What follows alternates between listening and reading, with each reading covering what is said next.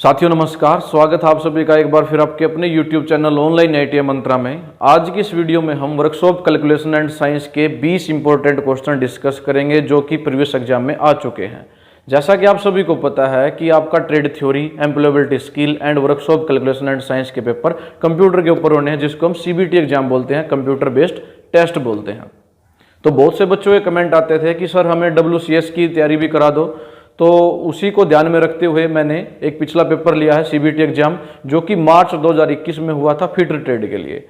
और जो WCS का सिलेबस है वो सभी ट्रेड के लिए कॉमन होता है। तो जो क्वेश्चन यहाँ फीटर ट्रेड में आए हैं ये दूसरी ट्रेड में भी आ सकते हैं। तो इन 20 क्वेश्चनों को करने के बाद आपको एक आइडिया हो जाएगा कि वर्कशॉप कैलकुलेशन एंड साइंस में किस तरह के क्वेश्चन एग्जामिनर सेट करता है, कैसे आपको तैयारी करनी है। और मैं इन सभी 20 क्वेश्चनों को स्टेप बाय स्टेप आपको सोल्व करके बताऊंगा कैसे उसको सोल्व करना था। इसके बाद हम दूसरी ट्रेड का क्वेश्चन पेपर लेंगे, उसके 20 क्वेश्चन डिस्कस करेंगे। इस प्रकार से हम कई ट्रेडों के क्वेश्चन डिस्कस करेंगे ताकि आपके पास WCS का भी एक अच्छा क्वेश्चन बैंक तैयार हो जाए और आप अपने एग्जाम की प्रिपरेशन अच्छे से कर सको। तो आइए शुरू करते हैं आज की वीडियो।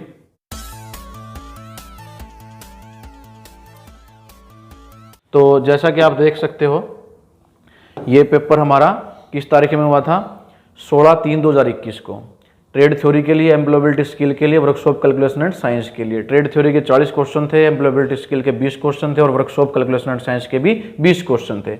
इससे जो एम्प्लॉयबिलिटी स्किल के क्वेश्चन है हम ऑलरेडी डिस्कस कर चुके हैं दूसरी वीडियो में। आज हम करेंगे वर्कशॉप कैलकुलेशन एंड साइंस के क्वेश्चन, जो कि हमारे 41 to 60 तक है।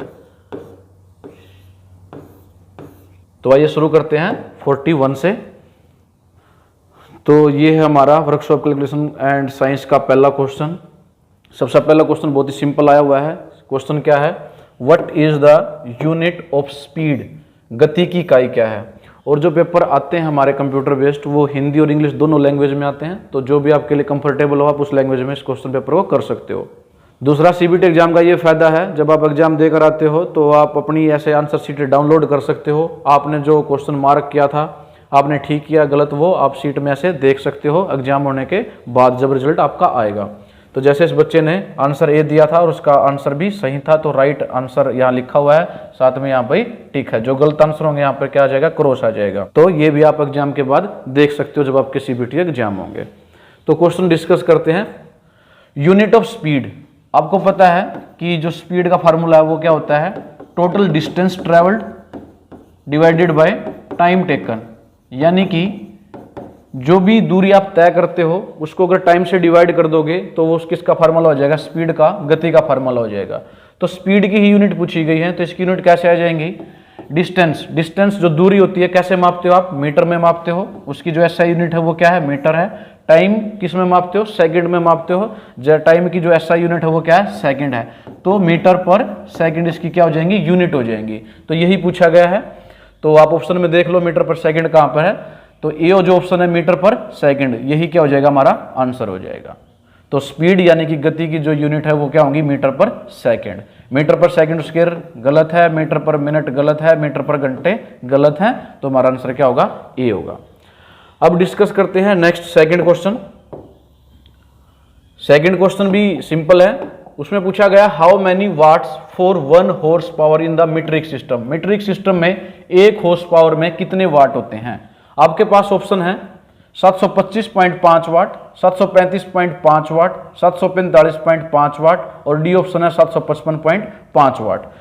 तो जो 1 हॉर्स पावर है ये है, इसकी वैल्यू थोड़ी सी कंफ्यूजिंग है। यहां ये देखना पड़ेगा आपको सिस्टम किस में पूछा गया, मीट्रिक सिस्टम में। तो मीट्रिक सिस्टम में आपको याद रखना है जो मीट्रिक सिस्टम में इसकी वैल्यू होती है वो कितनी होती है, 735.5 वाट। और मैकेनिकल में हम इसको यूज करते हैं 746 वाट। लेकिन ये यहां पर इसने मीट्रिक सिस्टम में पूछा है तो हमारा आंसर होगा बी, ना कि सी। तो बच्चे कंफ्यूज हो जाते हैं, सी पे आंसर करके आते हैं 745.5, जो कि अप्रोक्सीमेट 746 वाट के बराबर है, जो कि गलत होगा अगर क्वेश्चन मीट्रिक सिस्टम में पूछा गया है। तो यहां पर किसमें पूछा गया है, मीट्रिक सिस्टम में पूछा गया है। तो हमारा आंसर हो जाएगा 735.5 वाट, जो कि अप्रोक्सीमेटली 736 वाट के बराबर है। कई बार ऑप्शन में 736 वाट भी दिया होता है। तो इस आंसर को ऐसे करना था। नेक्स्ट क्वेश्चन है 43। What is the work done if the force of 250 Newton acted upon a body and the body has been moved through a distance of 15 metre. Hindi में कैसे होगा, यदि 250 न्यूटन की फोर्स हम किसी वस्तु पर लगाते हैं तो वो वस्तु 15 मीटर की दूरी तय करती है, तो बताओ उसमें वर्क डन की वैल्यू कितनी हुई, यानी कार्य कितना हुआ। तो जो वर्क डन का फार्मूला होता है वो होता है फोर्स अप्लाइड, यानी आपने उस पर कितना बल लगाया, फोर्स लगाई है, इनटू डिस्टेंस ट्रेवल्ड, और उसने वस्तु ने कितनी दूरी तय की है, तो दोनों को मल्टीप्लाई कर दोगे तो क्या आ जाएगा, वर्क डन आ जाएगा। तो यहां पर फोर्स अप्लाइड कितनी है 250 न्यूटन, 250 न्यूटन गुणा डिस्टेंस कितना मूव करती है 15 मीटर, तो 15 मीटर से उसको गुणा कर दोगे। दोनों एसआई यूनिट में है, ये न्यूटन में है, ये मीटर में है, तो इसकी हमें यूनिट चेंज करने की कोई जरूरत नहीं है। तो इन दोनों को मल्टीप्लाई कर दोगे तो हमारा आंसर आ जाएगा 3750 जूल, क्योंकि जब मल्टीप्लाई करोगे तो ये न्यूटन में है न्यूटन, और ये किस में मीटर, तो न्यूटन मीटर, तो न्यूटन मीटर किसके बराबर होता है, जूल के बराबर होता है। तो 3750 ऑप्शन में देखो, 3720 ये नहीं है, 3730 नहीं है, 3740 नहीं, 3750, तो यही हमारा आंसर है। तो हमारा आंसर क्या हो जाएगा, डी हो जाएगा। नेक्स्ट क्वेश्चन, ये सिंपली पूछा गया है, what is the boiling point of aluminium. Aluminium का गलनांक क्या होता है। बॉइलिंग पॉइंट एक्चुअली क्या होता है, बॉइलिंग पॉइंट उस टेम्परेचर को कहते हैं जिस पर कोई वस्तु उबलना शुरू हो जाए, उसके वेपर बनना शुरू हो जाए। तो यहां पर पूछा गया है एल्यूमिनियम के लिए कि एल्यूमिनियम का बॉइलिंग पॉइंट कितना होता है। तो आपको ऑप्शन दी गई है 1897 degree Celsius, 2519 degree Celsius, 2469 degree Celsius, 660 degree Celsius. तो इसका सही आंसर है एल्यूमिनियम का 2519 डिग्री सेल्सियस। जो एल्यूमिनियम का बॉइलिंग पॉइंट होता है वो कितना होता है 2519 डिग्री सेल्सियस। तो हमारा आंसर हो जाएगा B. Next question, what is the quantity of heat required to raise the temperature of 1 gram of water through 1 degree Celsius is called. एक डेफिनेशन दी गई है कि 1 ग्राम पानी को 1 डिग्री सेल्सियस के तापमान को बढ़ाने के लिए आवश्यक उष्मा की मात्रा को क्या कहते हैं।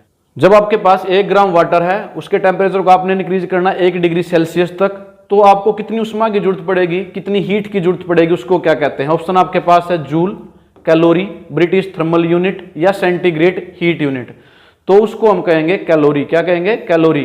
कैलोरी की जो डेफिनेशन होती है वो होती है the quantity of heat required to raise the temperature of 1 gram of water through the 1 degree Celsius. तो ये डेफिनेशन किसकी है, कैलोरी की है। तो हमारा आंसर हो जाएगा B, calorie. Next question, what is the SI unit of heat. Heat यानी उष्मा, उष्मा की एसआई इकाई क्या है। ऑप्शन आपके पास है calorie, joule, centigrade heat unit, British thermal unit. तो आप सभी को पता होगा जो हीट है, उष्मा है, वो किस में मापी जाती है, जूल में मापी जाती है। तो ये क्या हो जाएगा, इसका आंसर बी हो जाएगा, जूल। सिंपल क्वेश्चन था। नेक्स्ट क्वेश्चन, ये न्यूमेरिकल है, इसको आपको सोल्व करना पड़ेगा। क्या है, what is the coefficient of linear expansion of a rod if it is found to be 100 metre long at 20 degree Celsius and 114 metre long at 100 degree Celsius. Hindi में पढ़ देता हूं, यदि एक रोड 20 डिग्री सेल्सियस पर 100 मीटर लंबी है और 100 डिग्री सेल्सियस पर 100.14 मीटर लंबा पाया जाता है, तो उसका रेखीय प्रसार गुणांक क्या होगा। तो आपको जो कोफिशिएंट ऑफ लीनियर एक्सपेंशन है वो निकालना है। तो इसके लिए जो फार्मूला यूज किया जाएगा वो फार्मूला है डेल एल, यानी कि change in length is equal to alpha L del T. Del T मतलब चेंज इन टेम्परेचर, यानी कि चेंज इन लेंथ का जो फार्मूला है अल्फा एल डेल टी होता है। अल्फा यहां पे क्या है, coefficient of linear expansion. L क्या है, उसकी ओरिजिनल लेंथ, जो उसकी पहले लेंथ थी टेम्परेचर बढ़ाने से पहले। डेल टी क्या है, चेंज इन टेम्परेचर कितना है। तो हमें तो क्या निकालना है, अल्फा निकालना। तो अल्फा का फार्मूला क्या हो जाएगा, जो ये बाकी की टर्म्स हैं इसको क्या है हम इधर ले जाएंगे, इसके नीचे आ जाएगा। तो del L divided by L del T. तो डेल एल यानी कि चेंज इन लेंथ, चेंज कितना हुआ है 100 मीटर से वो 100.14 चली गई, तो इन दोनों का अंतर कितना हो जाएगा 0.14 मीटर। तो इतना इन दोनों का क्या है, डिफरेंस है, डिवाइडेड बाय एल यानी कि ओरिजिनल लेंथ। स्टार्टिंग में उसकी लेंथ कितनी थी 100 मीटर थी, 100 गुणा डेल टी यानी चेंज इन टेम्परेचर। टेम्परेचर कितना चेंज किया हमने 20 डिग्री से कितने पे ले गए 100 डिग्री सेल्सियस पर। तो दोनों का डिफरेंस कितना हुआ 100 माइनस 20 कितना आ जाएगा 80 डिग्री सेल्सियस। तो ये इसको अब डिवाइड करेंगे तो ये किसके बराबर आ जाएगा 1.75 इंटू 10⁻⁻⁵ पर डिग्री सेल्सियस। तो हमारा आंसर हो जाएगा ये। अब देख लेते हैं ऑप्शन में ये कहाँ है। फर्स्ट ऑप्शन है 1.75 इंटू 10⁻⁻⁴, नहीं 1.75 इंटू 10⁻⁵, यस यही हमारा आंसर है। तो हमारा आंसर क्या हो जाएगा बी। तो ये न्यूमेरिकल हमें ऐसे सोल्व करना था। नेक्स्ट क्वेश्चन चलते हैं। What is the area of a square whose side is 18 centimetre. एक वर्ग जिसकी भुजा 18 सेंटीमीटर है उसका क्षेत्रफल क्या होगा।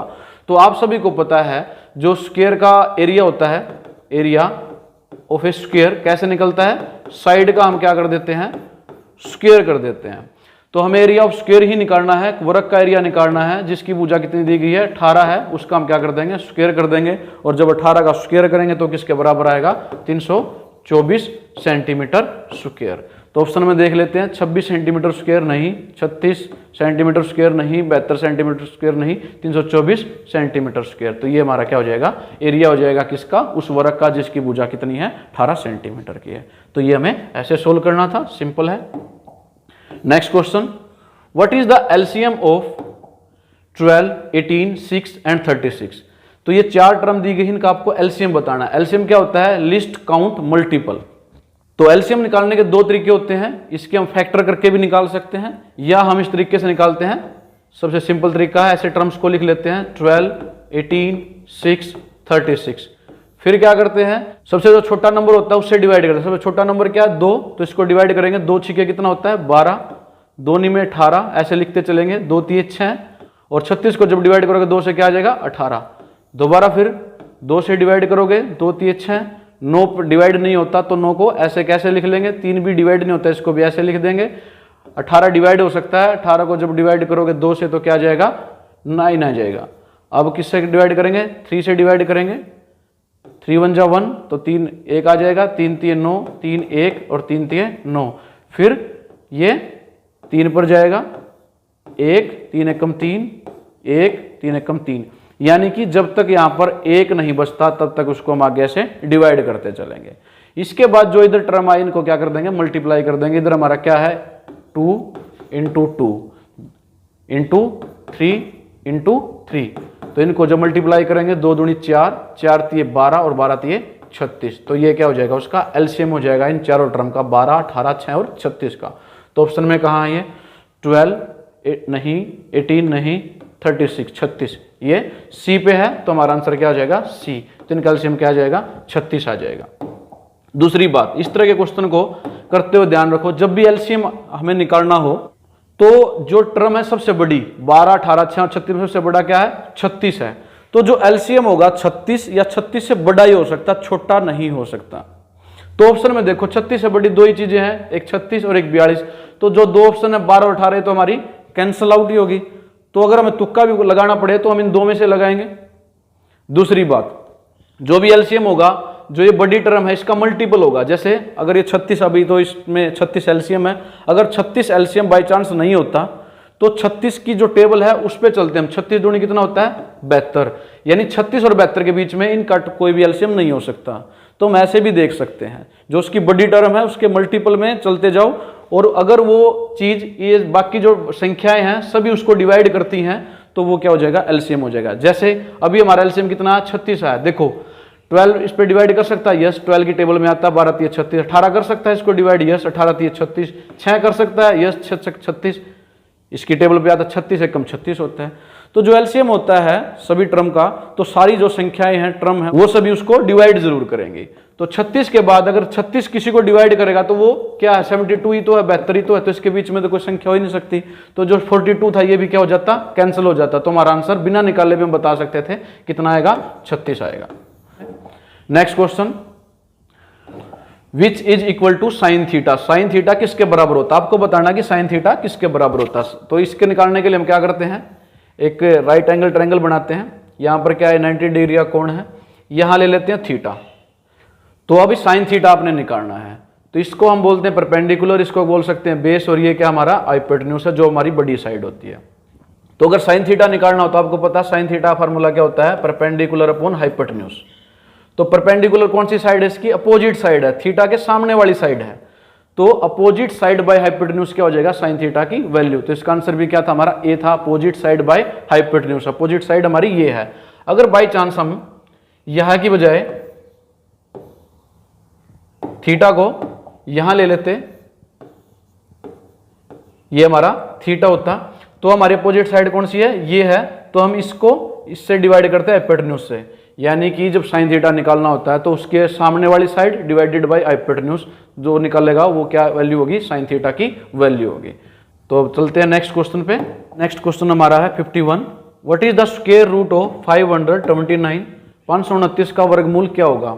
ऑप्शन आपके पास है 13, 23, 33, 43। तो स्क्वायर रूट कैसे निकलता है, एक मेथड है, आप इसके फैक्टर करके निकाल सकते हो, दूसरा तरीका आप इसको भाग करके भी निकाल सकते हो। उसके लिए हम क्या करते हैं, इसके जोड़े बनाते हैं पिछली साइड से, तो 2 और 9 का एक जोड़ा बन जाता है, 5 अकेला बचता है, तो इसको ऐसे कैसे रखेंगे, फिर इसको हम 2 से भाग देंगे, 2 दूनी 4, जो भी संख्या हम यहाँ चूज करते हैं उसी से हमें मल्टीप्लाई करना होता है, उसी तक टेबल पे जाना होता है, यानी 2 दूनी 4 ही करेंगे हमेशा।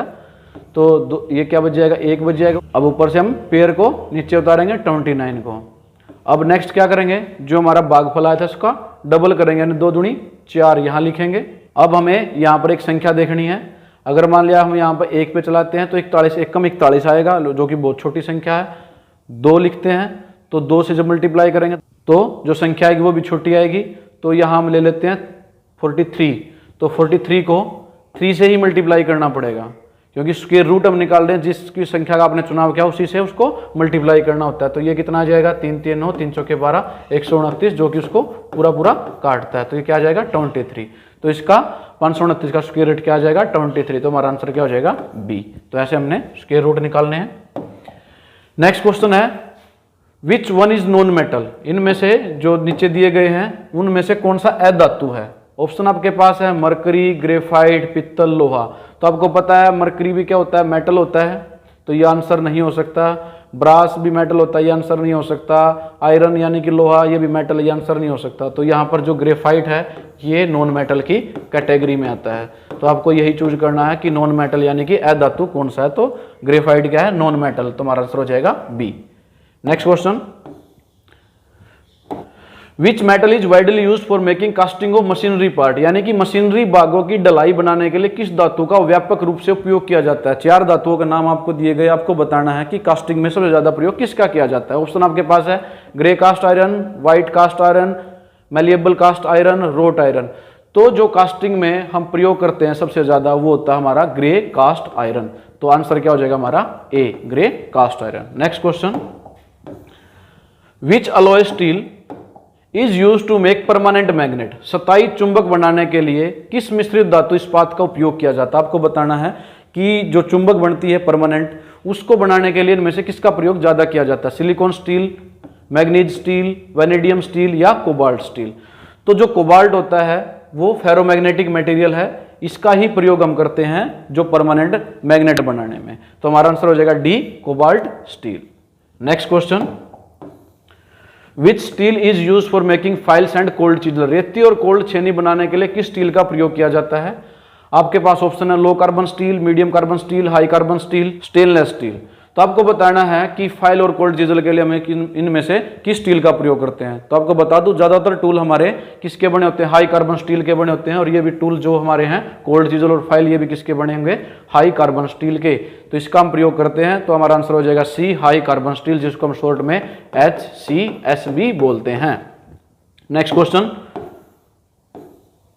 What is the specific gravity of A solid if density of the solid is 19.5 ग्राम पर सेंटीमीटर क्यूब। यदि ठोस का घनत्व 19.5 ग्राम पर सेंटीमीटर क्यूब है तो ठोस का विशिष्ट गुरुत्व कितना होगा। तो आपको स्पेसिफिक ग्रेविटी निकालनी है उस सॉलिड की जिसकी डेंसिटी आपको दी गई है 19.5। तो आपको पता है स्पेसिफिक जो ग्रेविटी है उसका जो फार्मूला होता है वो होता है density of a given solid, यानी कि यहाँ कितना दिया गया है 9.5 divided by density of the standard substance, और स्टैंडर्ड सबस्टांस में हम लेते हैं वाटर, और वाटर की जो डेंसिटी होती है ग्राम पर सेंटीमीटर क्यूब में वो होती है 1।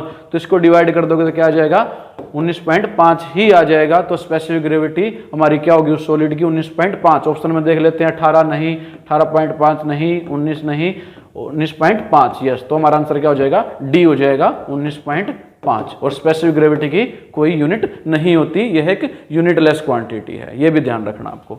नेक्स्ट क्वेश्चन है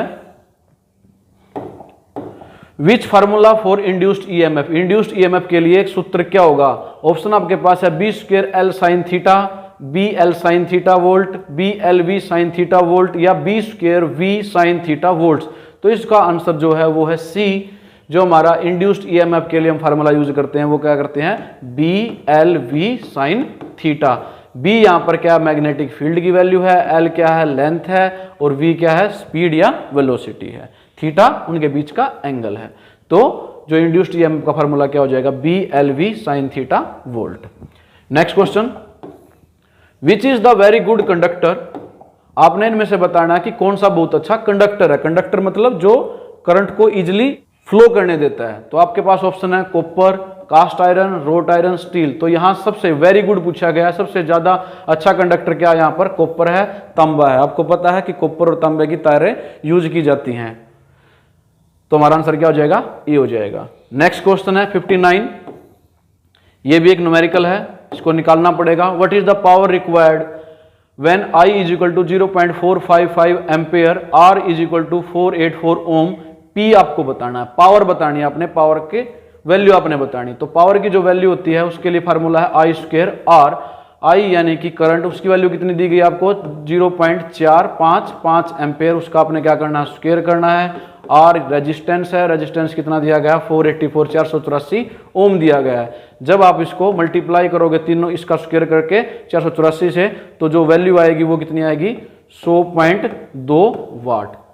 तो ऑप्शन में देख लेते हैं, 98.2 वाट ये नहीं है, 99.2 वाट ये भी नहीं है, 100.2 वाट ये सी हमारा आंसर होगा इस क्वेश्चन के लिए। तो आपने पावर ऐसे निकालनी थी, इस फार्मूले से I स्क्वायर R वैल्यू आपको दी गई थी, तो I और R की वैल्यू पुट करके हम यहां से निकाल सकते थे इजिली। नेक्स्ट क्वेश्चन है जो कि हमारा लास्ट क्वेश्चन है 60। What is the ratio between distance moved by the effort to the distance moved by the load? प्रयास द्वारा चलित दूरी और बार द्वारा तय गई दूरी में क्या अनुपात है? तो आपको रेशियो बताना है कि उसको क्या कहते हैं। ऑप्शन आपके पास है mechanical advantage, velocity ratio, efficiency या फलक्रम। तो जो रेशियो होता है, एफर्ट ने जितना डिस्टेंस मूव किया है उसको डिवाइड कर दोगे कि लोड ने कितना डिस्टेंस मूव किया है, तो उस रेशियो को हम क्या कहते हैं? वेलोसिटी रेशियो उसको बोलते हैं। तो हमारा आंसर क्या हो जाएगा? B velocity ratio. तो ये थे हमारे WCS के 20 क्वेश्चन जो फीडर ट्रेड के लिए आए हुए थे। 61 से लेकर हमारे 80 तक क्या है? ES के क्वेश्चन है, एम्प्लॉयबिलिटी स्किल। ये क्वेश्चन हम पहले ही डिस्कस कर चुके हैं। अगर आपको वो वीडियो भी देखनी है तो उसका लिंक आपको डिस्क्रिप्शन बॉक्स में मिल जाएगा, आप वहां जाकर देख सकते हो। तो ये थे हमारे 20 question workshop calculation and science के, जो कि बहुत इंपॉर्टेंट है। ये किसी भी एग्जाम में रिपीट हो सकते हैं। और आपको यहाँ से एक आइडिया भी मिल गया होगा कि किस प्रकार के क्वेश्चन आते हैं, उनका लेवल क्या होता है। तो उम्मीद है साथियों आप लोगों को वीडियो पसंद आई होगी। अगर वीडियो पसंद आए तो प्लीज़ वीडियो को लाइक करें, कमेंट करें और अपने दूसरे साथियों के साथ भी शेयर करें। और जो बच्चा इस चैनल पर नया है कृपया करके चैनल को भी सब्सक्राइब कर ले, ताकि उसको आगे आने वाली वीडियो भी समय से मिलती रहे। और जो ITI से रिलेटेड दूसरी जानकारियाँ इन्फॉर्मेशन है वो भी आपको समय से मिलती रहे। धन्यवाद साथियों आप सभी का वीडियो देखने के लिए। जल्द ही मिलेंगे अगली वीडियो के साथ। जय हिंद।